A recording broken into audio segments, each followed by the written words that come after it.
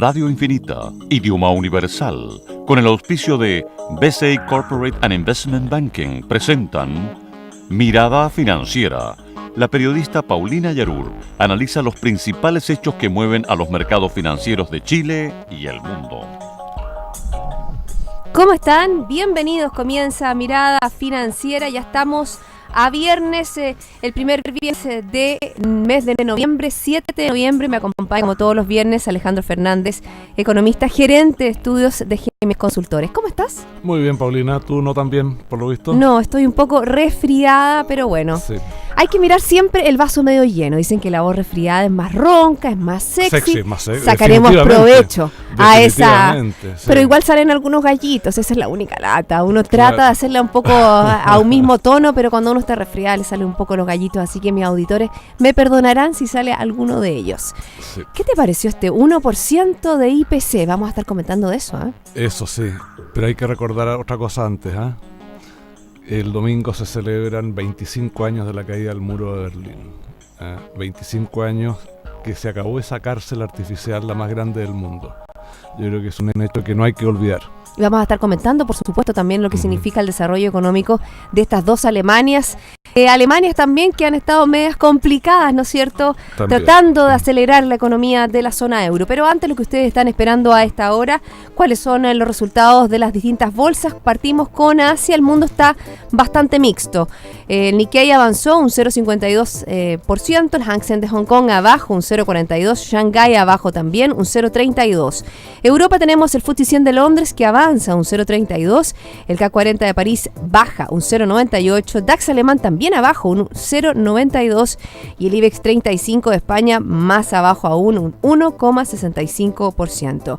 ¿Qué pasa en Estados Unidos? Tenemos las bolsas, algunas Dow Jones, por ejemplo, baja hasta ahora, pero se puede dar vuelta porque está negativo 0,02%, el Standard & Poor's está positivo 0,06% y Nasdaq está negativo 0,26%. Fíjate que hubo buenos datos de desempleo en Estados Unidos y las bolsas están un poco dispares. Me impresionaron mucho el mercado, los datos de desempleo de hoy día. Vamos a hablar sobre esos datos. El IPSA está subiendo hasta ahora un 0,13% y el IJPA también aumenta un 0,12%. Un alza tuvo el cobre en la Bolsa de Metales de Londres, casi un 0,6% en $3,04. Ya se quedaron atrás, ¿no es cierto?, estos rumores de que bajaba bajo el techo de los $3. La verdad que tuvimos la semana así, un poco así. Sí, pero no hay que cantar victoria todavía. Bueno, el que tuvo una evolución casi de montaña rusa fue el precio del dólar. En el día de hoy cayó 3,5 pesos con respecto al día de ayer, pero si tomamos la semana subió 10,7 pesos. Cerró puntas de 587,70 comprador y 588 vendedor. Y bastante volátil durante la mañana también. Exactamente. Primero bajó, después subió. No sabía cómo interpretar el IPC de esta mañana. No, y no sabe cómo interpretar el IPC, la bajada, la subida del cobre. Ya parece que dentro de la ecuación ya como que esos elementos no son importantes, Alejandro. No, yo creo que siguen siendo importantes, pero de repente algunos adquieren transitoriamente más relevancia que otros. ¿Vamos a hacer? Vamos. Este IPC de octubre, una noción que sorprende. Acuérdate que habíamos hablado un 0,5, un 0,4, eran los pronósticos más elevados que hacían de este IPC. La verdad que muy por encima de lo que pensaban los distintos economistas. Y la verdad que ya no tenemos una variación acumulada ¿te acuerdas que hablábamos de 4,9? Ya la variación acumulada, ¿no es cierto?, en 12 meses referenciales un 5,7%, mucho más allá de lo que había previsto el Banco Central, rango meta, que era cercano al 4%. Sí, ellos esperaban un poquito más de 4% para este año, según la proyección que hicieron en el IPOM del mes de septiembre, que van a tener que revisar luego. Fíjate que 10 de las 12 divisiones que conforman la canasta del IPC registraron incidencias positivas, destacando alimentos y bebidas no alcohólicas, fíjate que un 3,4%, sí. Bebidas alcohólicas y tabaco, un 3,4%. Estamos viendo el traspaso, ¿no es cierto?, puede ser del aumento del precio por la reforma tributaria, ¿no? Hay de eso, sin duda alguna, la parte de bebidas alcohólicas y tabaco, definitivamente, a pesar de que venían subiendo desde hacía varios meses, en octubre se registraron alzas bastante significativas ahí. Pero en términos de la incidencia, de hecho el IPC fue casi 1,1, estuvo a un pelo de ser 1,1%. El producto más importante que incidió fue el tomate. 0,27. Cerca de un 50% subió el tomate. Subió casi 58% y su incidencia entonces fueron casi 3 décimas. Hay 6 o 7 productos que en conjunto explican 6 décimas del punto ¿Tanto? Que subió. Sí. O sea, el tomate es uno. El tomate es uno, los combustibles son otros, los automóviles otros, los otros no recuerdo, pero son 6 o 7 que explican 6 décimas. O sea, si bien es cierto, las salsas son bastante generalizadas, particularmente en el rubro alimentos, también es cierto que hay algunos productos que particularmente tuvieron un impacto muy marcado en la cifra de octubre. Ahora, yo creo que no hay que quedarse en eso. Yo creo que cuando uno cae en la casuística y dice que el tomate o que las manzanas o que la bencina o que no sé qué cosa, termina enredándose porque no apunta a lo que es importante y qué es lo que está detrás. O sea, el hecho de que hoy día tengamos una inflación de 5,7% en 12 meses, muy por arriba del techo del rango meta del Banco Central, que es de 4%, tiene una sola causa. La baja de tasa. Dólar. Y la baja de tasas, evidentemente. Y eso ni el mercado ni el Banco Central lo han querido entender, a pesar de que se los he estado diciendo por más de un año. Yo sé, en cada una de tus columnas y también aquí en el programa, sí, cuando vemos las variaciones del Banco Central, yo soy testigo de que tú has dicho, sí, cuidado, ojo, que está bien la desaceleración de nuestra economía, pero ¿qué está pasando? Hay que monitorear qué va a pasar con, ¿no es cierto?, con este tipo de cambio que aumentó, ¿cuánto en un año? 100 pesos aumentó, me acuerdo que a principio de año estaba en 4 y tanto, ¿no? A principio del año pasado estaba en 4.70, subió como 40 o 50 pesos el año pasado y ha seguido subiendo este año. Entonces, y se espera que siga subiendo, porque obviamente que ellos dicen que es un poco una pausa, pero por lo que puede pasar con el aumento de tasa en Estados Unidos, tendría una incidencia a puede subir, ser, ¿no? La experiencia de los últimos casi 2 años ha sido de que la subida del tipo de cambio ha sido por fases, ¿no es cierto? Ha habido periodos de alza, estabilización, periodos de alza adicionales, estabilización, y eventualmente podría haber otra subida adicional, pero la verdad es que está sumamente alto ya, entonces me cuesta creer que haya espacio para que siga subiendo mucho más. Ahora, lo que resulta preocupante es que la inflación por arriba del 5% se va a mantener por lo menos 4 o 5 meses más. Y por arriba del 4%, tal vez hasta septiembre del próximo año. Y eso tiene un impacto directo en el bolsillo de la gente, en la UEF, en los créditos, en una serie de elementos. O sea, una de las razones por las cuales el consumo se está desacelerando de manera importante, basta ver los datos que publicó tanto el INE como la Cámara Nacional de Comercio la semana pasada, muestran caídas en 12 meses del consumo, cosa que no se veía desde la recesión del año 2009. Y en alguna buena medida eso está explicado por la caída de los ingresos. El hecho de que los precios de los alimentos exclusivamente han subido sobre 10% en los últimos 12 meses. Entonces hay un impacto ahí importante de caída en el poder adquisitivo de las remuneraciones y eso está afectando el consumo. No es pero ciertamente es uno de ellos. Bueno, y ahí le pega directamente a la gente que tiene menos sueldo, porque obviamente que la canasta, el impacto que tienen los alimentos dentro del sueldo de una familia, dependiendo del nivel de ingresos, cuando es mucho más bajo, por supuesto, a veces más del 70-80% tiene que ver con el tema alimentario. Entonces obviamente que este 10% que dices tú en los alimentos les pega muy muy fuerte. Así es. Y ahora yo creo que ya propiamente podemos hablar del peor de los mundos, porque estamos en estanflación, es decir, estancamiento con inflación que se acelera. Es una situación la peor para un ministro de Hacienda o para un banco central, porque, bueno, el otro dato que salió esta semana, que fue el IMASEC, también fue peor de lo esperado, y tenemos una economía que al tercer trimestre no da absolutamente ninguna señal de recuperación, y más bien lo contrario, porque hoy día, por ejemplo, se publicaron los datos de balanza comercial del mes de octubre completo, y las importaciones de bienes de consumo caen casi 22%. Las de bienes de capital caen, a pesar de que la base de comparación es muy mala, caen casi 18%. Entonces, todo apunta a que estas tendencias se van a mantener y no van a cambiar muy luego. Entonces, esto además demuestra que algo que muchos han estado repitiendo, de que en la medida que la economía se desacelera, la inflación tiene que bajar, no es cierto. Y nunca ha sido cierto. Fíjate que si analizamos también, porque luego, ¿no es cierto?, de estas cifras y declaraciones tanto de parte del Banco Central como de parte del gobierno, y el ministro de Hacienda, Alberto, reconoció que el IPC de octubre, que alcanzó el 1%, no deja indiferente a nadie, pero coincidió con el presidente del Banco Central, Rodrigo Vergara, quien explicó que se trata de aumentos transitorios. Ese cuento lo estamos escuchando hace más de un año. Yo sé, por eso te puse, te digo la palabra y la frase con su qué, porque yo sé cuál va a ser tu respuesta. Entonces, dala tú. No, dala tú. La verdad que yo no soy dueña de tus opiniones. Ya nos conocemos hace harto tiempo. Ya más o menos sabemos cómo piensa el uno y el otro. Pero sí, no, mira, sí. La verdad es que en la medida que el tipo de cambio siga subiendo, podemos seguir teniendo inflación más alta y creciente. De hecho, basta recordar la última vez que sucedió lo mismo que estamos viendo ahora, fue a comienzos de los años 80.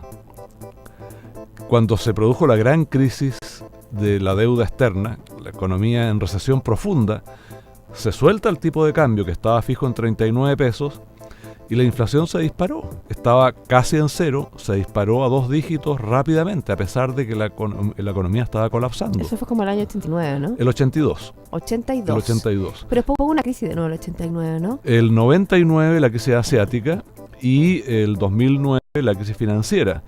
Y ahí también hubo otro episodio de un error de diagnóstico importante del Banco Central, que incluso bajó la tasa de interés a comienzos del 2007 y la inflación llegó a 9,9% en octubre del 2008. Y si no es por la crisis, no sé qué habría hecho el Banco Central para bajar la inflación de nuevo. ¿Y qué se hace frente a este fenómeno de esta inflación? ¿Tiene un poco atadas las manos el Banco Central? Absolutamente. O sea, creo que el Banco Central, bueno, ya cometió el error de seguir bajando la tasa, pero la próxima reunión del 17 o 18 de noviembre lo que tiene que hacer es reafirmar su compromiso antiinflacionario, decir que no piensa seguir bajando la tasa bajo ninguna circunstancia en el contexto inflacionario que tenemos y aguantar. O sea, y eventualmente, si es que las expectativas de inflación se tienden a desanclar, bueno, va a tener que echar camino atrás y subir la tasa en vez de mantenerla. Pero es un escenario complicado. Yo no sé cómo va a reaccionar el mercado ante esto, pero el tipo de cambio, además de factores puntuales, ahora para noviembre viene un alza de la electricidad. Si bien aparentemente puede que haya una baja importante en los combustibles. Sí, pero no nos pega mucho la baja de los combustibles por este sistema. Pero es que aparentemente se estaba conversando la posibilidad de hacer un traspaso, o sea, hacer un ajuste de los parámetros y hacer una baja importante de 50 pesos o algo así la próxima semana.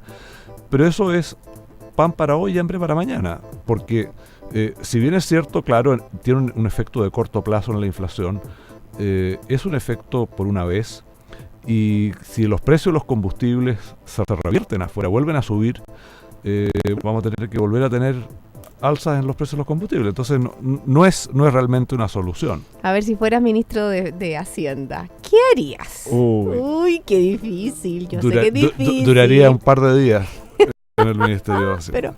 Pero ¿qué harías? ¿Respecto a qué? Respecto de lo que estamos viviendo, el fenómeno, hay un montón de elementos y la verdad que no la tiene fácil el ministro de Hacienda, porque tenemos el fenómeno de la estanflación, la desaceleración de la economía, la confianza que todavía fueron patentes, no lo hemos comentado, ¿no es cierto?, en la cena anual de la SOFOFA y el discurso, ¿no es cierto?, fuerte que entrega el empresariado con respecto al tema de las confianzas. Bueno, es que yo creo que eso es algo que el gobierno y el ministro de Hacienda se buscaron, entonces no pueden quejarse ahora. Es resultado directo de las políticas y las decisiones que han tomado. Entonces, si tú me preguntas, si tú fueras ministro de Hacienda, bueno, yo revertiría, o sea, modificaría de manera importante la reforma tributaria, desde luego. Creo que se puede recaudar lo mismo que quiere el gobierno actual, pero con bastante menos impacto negativo en la actividad. Eso ya recuperaría la confianza bastante. No me corresponde a mí, pero yo creo que habría que cambiar completamente el foco de la reforma educacional, completamente de cabeza.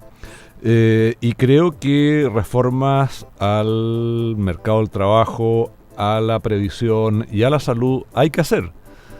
pero no pero las no que todas están juntas. No, Y sí, además, si el problema no es que se estén todas juntas, el problema es que están mal hechas. O sea, lo que se ha hecho son muchas reformas, se están planteando muchas reformas, pero todas mal diseñadas. Entonces, si es que la reforma que se va a presentar para el mercado del trabajo contribuye a aumentar los costos laborales, a aumentar la conflictividad, a no fomentar la creación de puestos de trabajo, entonces eso otro golpe adicional y olvídate de que haya reactivación. Entonces, el tema no es si se hacen reformas o no se hacen reformas, si se hacen muchas reformas o no se hacen muchas reformas. El tema es si se hacen reformas buenas o reformas malas. está en el cómo. Y en el fin, digamos, en el fin último de las reformas. Y claramente lo que ha ocurrido en este periodo es que se han hecho y se han anunciado reformas que van en dirección equivocada.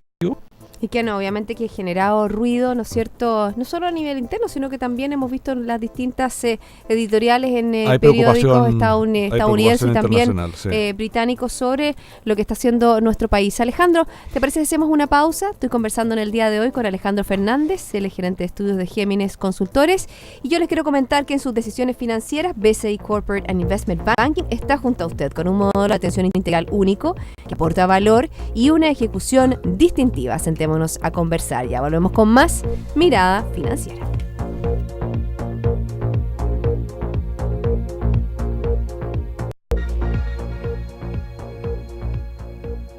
BCI Corporate and Investment Banking, un socio estratégico con un modelo de atención integral único y un banquero de relación que le entregará las mejores soluciones ante desafíos complejos, avalado por un banco con más de 75 años de experiencia en el mercado. BCI Corporate and Investment Banking. Sentémonos a conversar.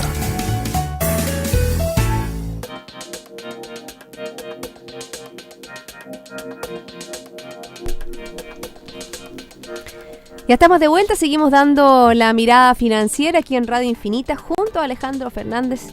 Él es gerente de estudios de Géminis Consultores y yo les quiero comentar que BCI Corporate and Investment Banking le ofrece soluciones en corretaje de bolsa, Miami Branch, securitizadora, banca privada, sales and trading, finanzas corporativas y asset management a través de un solo ejecutivo de relación.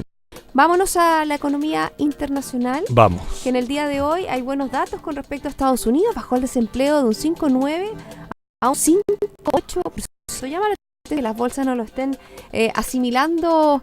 Sí, probablemente es porque la creación de empleos fue menor que en los meses anteriores. Fueron 214.000.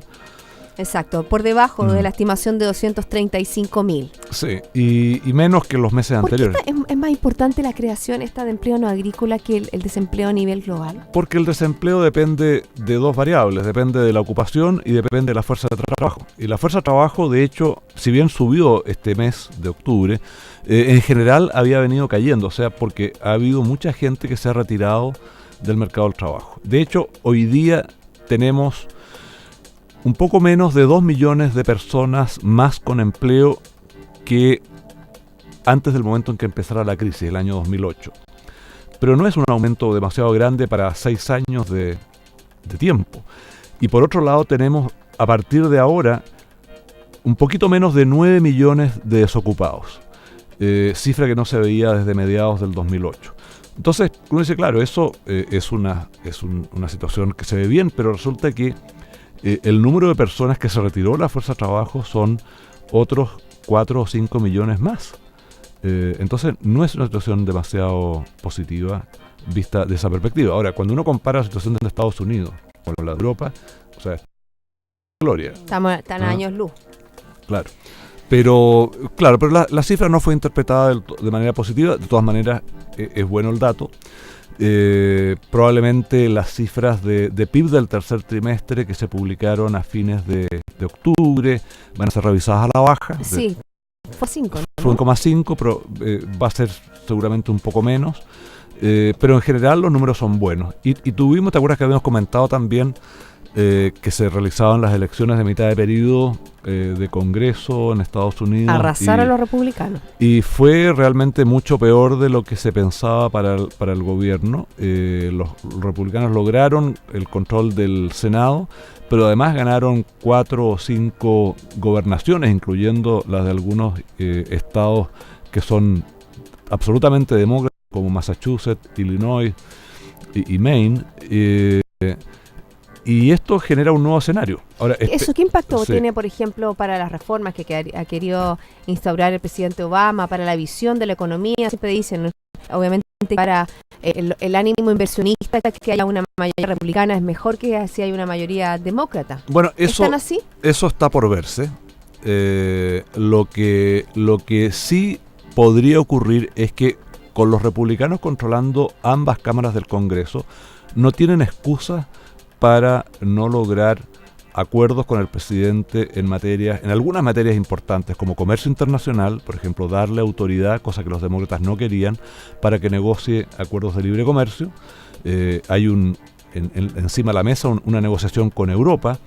Entonces sería importante que si el presidente tiene esa autoridad puede negociar. Si no tiene esa autoridad no puede negociar porque el tratado que él acuerde va al Congreso y ahí lo hacen pedazos. Entonces el fast track que se llama fue la misma figura que hizo cuando Chile negoció con Estados Unidos su acuerdo de libre comercio con Estados Unidos, es lo que podría darle este Congreso republicano al presidente Obama para negociar ese acuerdo. Y además podría haber, y de hecho tienen que tomarse decisiones en materia de política fiscal.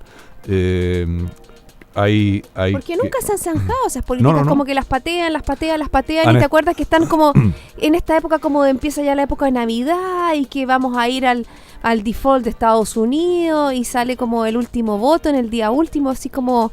Efectivamente. Entonces, lo que tiene que ocurrir es que, por una parte, se logre un acuerdo sobre presupuesto, de verdad, porque lo que ha habido son resoluciones de continuidad hasta ahora, y durante el próximo año además se va a tener que tocar desde el límite de la deuda. Que ha costado que lo suban y de repente han estado al borde del default. Bueno, ese límite se va a copar de nuevo en el segundo semestre del año que viene, y por lo tanto es importante que se llegue a un acuerdo ahí. Pero entonces, el tema es que los republicanos ahora controlan la agenda, el presidente tiene el poder de veto, y por lo tanto no es que esté absolutamente indefenso en ese sentido, pero hoy día la exigencia de responsabilidad de los republicanos es muy, muy fuerte, porque ya no pueden darse gustitos. O sea, ellos tienen el control de las dos cámaras y tienen la capacidad, o deberían tener la capacidad de llegar a acuerdos con el presidente para resolver problemas pendientes en el tema tributario, en el tema de la deuda, por lo menos en algunos temas, y no dedicarse a la guerrilla. Bueno, ahí también hay que, exacto, y dedicarse en el fondo cuando surge, ¿no es cierto? Fíjate que estaba leyendo una columna que hizo Oppenheimer, bien interesante con respecto, ¿no es cierto?, a la mayoría, Andrés Oppenheimer, sí, con respecto a la mayoría que ganaría, ¿no es cierto?, al republicano, y que muchas veces eso no era como el puntapié para que ellos reeligieran al próximo presidente, que fuera un republicano, específicamente porque no saben, como que dentro de lo que ha sido la historia, se ha demostrado que, por ejemplo, empiezan a primar demasiado o los Tea Party o los sectores más extremistas, sí, de los republicanos, y eso, por ejemplo, favorece. Decían que Hillary Clinton estaba un poco feliz con este tejemaneje, porque obviamente que opacaba la labor de Obama, pero la ensalzaba ella como una posible carta muy importante del Partido Demócrata. Efectivamente. Los republicanos están muy felices de su éxito, pero definitivamente esto no les asegura para nada que vayan a ganar a las presidenciales del 2016. Primero tienen que elegir un candidato que sea elegible. O sea, no pueden elegir a Ted Cruz, que es un senador de Texas que es extremadamente fanático y purista, o algunos otros que siguen una línea parecida. Tienen que elegir un candidato que sea elegible, un candidato que sea del gusto de los independientes, y después apoyarlos todos, ponerse todos detrás de él, cosa que no ocurrió con Mitt Romney la última vez, que podría haber ganado, pero el partido estuvo dividido y no se logró. Entonces yo creo que eso es clave, y pasa por buscar una posición mucho más centrista del Partido Republicano. Ahora, los demócratas pueden mantener la presidencia. Hillary Clinton es una muy buena candidata. Hay algunos otros posibles contendores, pero ella es la candidata más fuerte. Y ya se está candidateando, de todas maneras. Por supuesto, lo hemos visto. Por supuesto. Y entre los republicanos hay 3 o 4 que podrían ser candidatos, pero ninguno tiene imagen nacional. Y eso es complicado, porque son o gobernadores de algunos estados o parlamentarios, pero que no tienen una imagen nacional y por lo tanto, desde ese punto de vista, Hillary Clinton parte con una ventaja importante. Vámonos rápido a Alemania, porque hoy día, ¿no es cierto?, es el día de la reunificación, nos quedan pocos minutos del programa. Bueno, partimos con una noticia que tiene que ver con la economía alemana, ¿no es cierto?, que la producción industrial alemana en septiembre, pero por debajo de la expectativa. Creció un 1,4% en septiembre frente al mes anterior, tras también registrar una caída, una revisada, ¿no es cierto?, al alza, un 3,1% en agosto. Esto se da dentro del marco, ¿no es cierto?, de estos 25 años de este hito, de esta caída del muro de Berlín, en donde estas dos Alemanias, la oriental y occidental, se forman en un solo país. Estaba leyendo algunos artículos, Alejandro, y decía que aunque sean, en el fondo, ambas partes tratado de ser lo más unificadas posibles, todavía hay diferencia entre una y otra. Sí, de hecho las diferencias de ingresos son importantes. Empresas grandes prácticamente no hay en Alemania Oriental. La migración ha continuado. Se están quedando los viejos, principalmente. Y las zonas rurales sobre todo están quedando despobladas en Alemania Oriental. Entonces el proceso de unificación, y de hecho hay subsidios que recibe la parte oriental de Alemania que duran hasta el año 2019. Después, bueno, se revisará el estatus de esas contribuciones, pero en todo caso es interesante mencionar que dentro de Alemania Oriental hay realidades muy diferentes. Hay algunos estados que están muy bien, que se han adaptado muy bien a la economía capitalista y les ha ido muy, muy bien. Y hay otros que no. Y hay algunos estados en Alemania, lo que era Alemania Occidental, que también están más o menos. O sea, desde luego Bavaria es el estado más rico de Alemania, el estado que ha liderado siempre, pero hay otros estados en que las cosas no andan tan bien. Entonces probablemente, terminado este subsidio especial para Alemania Oriental, se va a tener que pensar en cómo levantar a estos estados más deprimidos para tratar de generar una situación más equitativa. Pero no había, por ejemplo, tipo de millones o políticas, ¿no es cierto?, potentes a ejemplo, exenciones a lo mejor tributarias para que se instalen empresas en la zona que están más alejadas. Bueno, sí hay cosas que se han hecho, pero no ha tenido mucho éxito. ¿Por qué, Alejandro?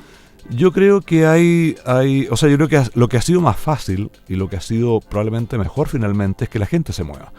Y eso yo creo que tiene que ver un poco con una cultura de trabajo que se perdió en Alemania Oriental con el sistema económico que había y que subsistió durante 45 años, y que no alienta el esfuerzo individual, que no alienta la iniciativa, el emprendimiento, sino que todo lo contrario. O sea, tú dices que hay generaciones ahí que en el fondo perdieron todo ese esfuerzo, lo que significa el ámbito empresarial. Absolutamente. Entonces, los más jóvenes, los que nacieron en los años más recientes, con la caída del muro de Berlín o inmediatamente antes, esos probablemente han podido integrarse de mejor manera al mundo occidental.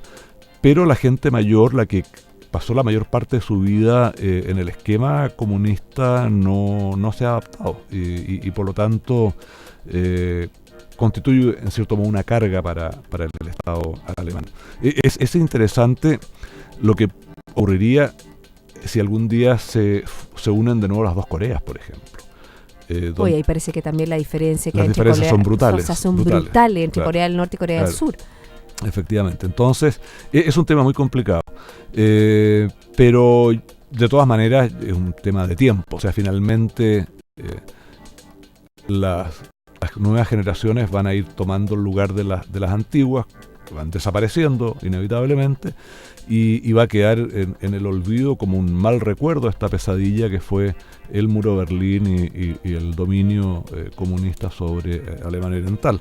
Pero sin duda alguna Alemania como un todo tiene que hacer muchos esfuerzos también para salir de una posible recesión en que tal vez se encuentra. De hecho, la próxima semana, creo que el viernes, se publica las cifras de PIB preliminar del tercer trimestre de las principales economías europeas, incluyendo la eurozona como un todo. Tenemos datos de China también, todos los datos de China que son importantes para el mes de octubre, comercio exterior, producción industrial, etcétera. porque hay que seguir monitoreando qué es lo que sucede en ese país. Con el gigante asiático. Una semana llena de datos es la que tendremos la próxima. Alejandro, muchas gracias por acompañarme el día de hoy. Que tengas un excelente fin de semana. Muchas gracias, tú también. Y a todos ustedes, la invitación es a que sigan en compañía de Radio Infinita. Nos reencontramos el lunes a las 2 para dar una nueva mirada financiera.